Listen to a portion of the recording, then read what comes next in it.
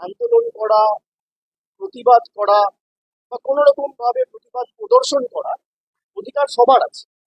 আর বাংলা বলে নয়, ভারতের যত রাজ্য আছে, ভারতের প্রত্যেকটা জায়গায় এই অধিকার রয়েছে। কিন্তু আমি কোনোভাবে তাদের আন্দোলনকে ছোট করব না, সে ধৃষ্টতা আমার নেই। আমি কোনোভাবে চাই না এই আন্দোলনকে রাজনৈতিক রঙে রাঙানো হোক। কিন্তু যারা আন্দোলন করছে, আমার তাদের কাছে অনুরোধ থাকবে যে আন্দোলন কখনো হিংসাত্মক নয়।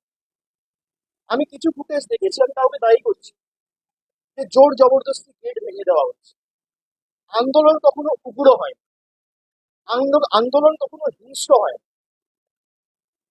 গান্ধীজি অহিংসার কথা বলেছেন, নন ভায়োলেন্সের কথা বলেছেন। আমরা 100 দিনের কাজ নিয়ে দিল্লিতে আন্দোলন করছি, বাংলা থেকে 10,000 জন গেছে।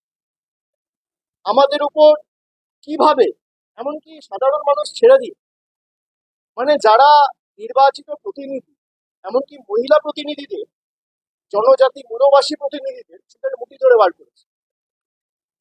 আমরা অহিংসার পথ অবলম্বন করে আন্দোলন করছি।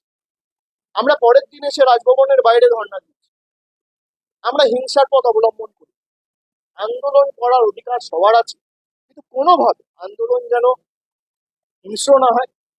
আন্দোলন যেন কোনোভাবে বল প্রয়োগ করে, কোনো সরকারি সম্পত্তি নষ্ট করে, কিছুভাবে গেট ভেঙে, জোর জবরদস্তি বল প্রয়োগ করে, সেটা হলে আন্দোলনের যে সারমর্ম বা এসেন্সটা, সেটা কোথাও হারিয়ে যায়। এটা আমার দৃঢ় বিশ্বাস। বাকি আন্দোলন যেটাও করতে পারে, এতে অসুবিধার তো কিছু নেই। আর সরকারের ইন্টেন্ট পরিষ্কার করেছে, আমরা রিপিটিশন ফাইল করেছি, সুপ্রিম কোর্টে ম্যাটার সাবমিট।